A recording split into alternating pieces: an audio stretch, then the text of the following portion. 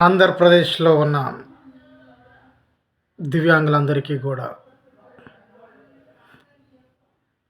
Christmas శుభాకాంక్షలు తెలియజేస్తూ ఈరోజు నేను మాట్లాడే అంశం ఏంటంటే, ప్రతి రాజకీయ పార్టీ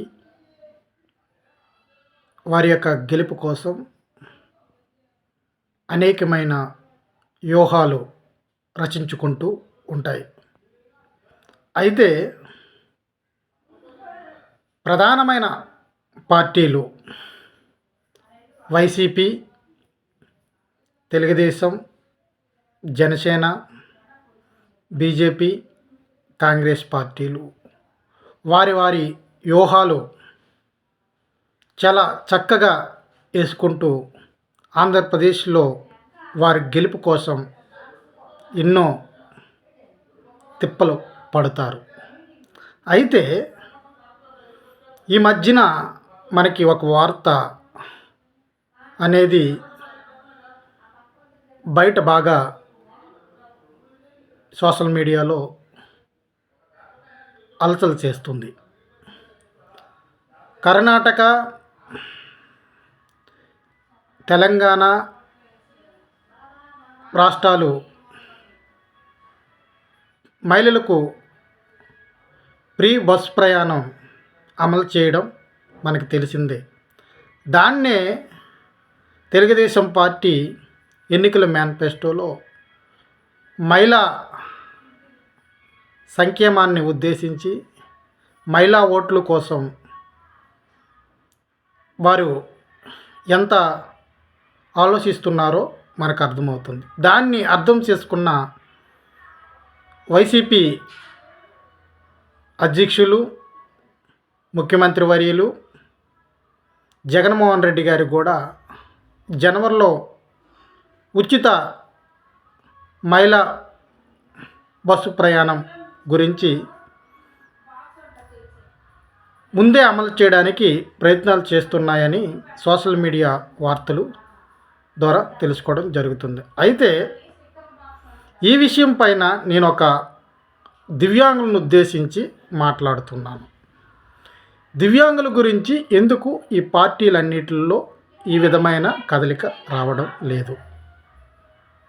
ఎందుకు రావడం లేదు? వికలాంగులకు, దివ్యాంగులకు ఉచిత ప్రయాణం రాష్ట్రంలో కల్పించాలి అనే ఆలోచన, అట్లాగే వికలాంగుల భవిష్యత్తుని ఉద్దేశించి మహిళలు ఎలాగైతే వాళ్ళు అడగకపోయినా తెలుగుదేశం పార్టీ నెలకి 1500 ప్రతి ఒక్కరి ఖాతాలో వేస్తానంటుంది. వైసీపీ ప్రభుత్వం ఏం చేస్తుందో మనకు తెలియదు. ఒకవేళ కాంగ్రెస్ ప్రభుత్వం వస్తే 2500 మహిళలందరి ఖాతాలో వేయడానికి ప్రయత్నాలు చేస్తుంది. అయితే దివ్యాంగుల యొక్క పెన్షన్ల పెంపు విషయం పైన కానీ, దివ్యాంగుల సంక్షేమ అభివృద్ధి విషయంలో కానీ, దివ్యాంగుల గురించి ఒక పథకాన్ని క్రియేట్ చేసి వారి యొక్క పార్టీల్లో పెట్టాలని కూడా ఎవరు కూడా ఆలోచించకపోవడం దురదృష్టకరమైన పరిస్థితి. కాబట్టి ఎప్పటికైనా పార్టీలు తెలుగుదేశం, జనసేన ఉమ్మడి మేనిఫెస్టోలో రేపు ఫిబ్రవరిలో వారి యొక్క మేనిఫెస్టోలో దివ్యాంగుల గురించి ఆలోచిస్తారని, వైసీపీ మేనిఫెస్టోలో కూడా దివ్యాంగుల గురించి ఆలోచించే విధానంలో వారి మేనిఫెస్టోని రూపొందించాలని కోరుతున్నాం. పీడబ్ల్యూడీ ఫెడరేషన్ తరపు నుంచి మనమైతే 3000 ఉన్న పెన్షన్ను 7000కు పెంచాలని మనం డిమాండ్ చేస్తున్నాం. ఇది సోషల్ మీడియాకి పరిమితమై ఉంటుంది. కాబట్టి ఇప్పుడు ఈ యొక్క ఉద్యమం కార్యసాధకం చేయబడాలి. ప్రతి జిల్లాలో కూడా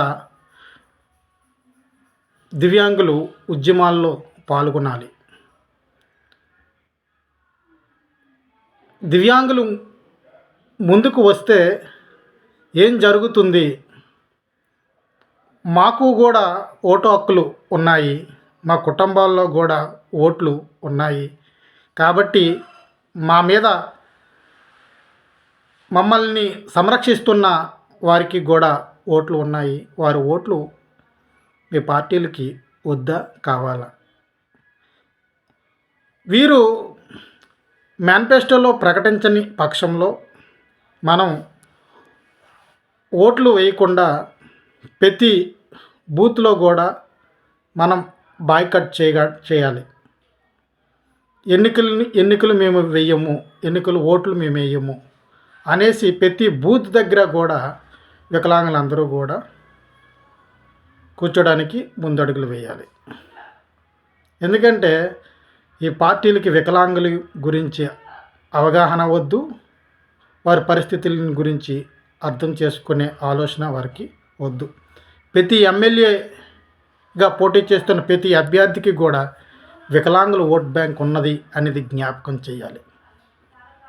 వికలాంగులను కూడా మనం దృష్టిలో పెట్టుకొని వారికి సంబంధించిన పథకాలను మనము తయారు చేయాలి అనే దృష్టి వాళ్ళకి రావాలంటే ఈ 2024 ఎన్నికల్లో ఏ పార్టీ మేనిఫెస్టోలైనా మన యొక్క డిమాండ్లు లేకపోతే, మన సంక్షేమం గురించి ఆలోచన వారి యొక్క పార్టీలో లేకపోతే వెంటనే మన ఓటుని వేయకుండా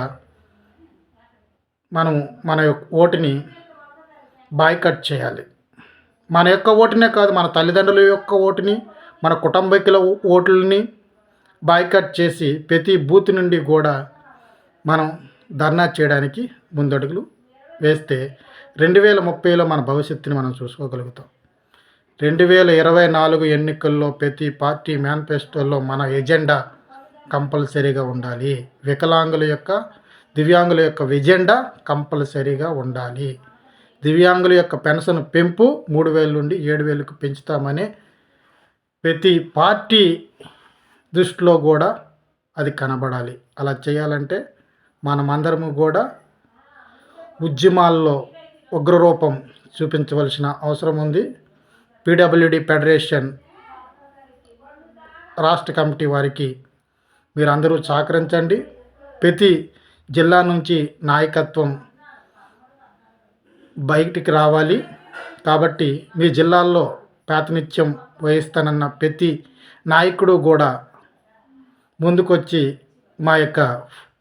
మాకు ఫోన్ చేసి మీ యొక్క వివరాలు తెలియజేసి జిల్లాలో పీడబ్ల్యూడి ఫెడరేషన్ ఆధ్వర్యంలో పెద్ద ఉద్యమాలు లేపడానికి మీరు ముందుకు రావాలని నేను మిమ్మల్ని హెచ్చరిస్తున్నాను, మిమ్మల్ని వేడుకుంటున్నాను.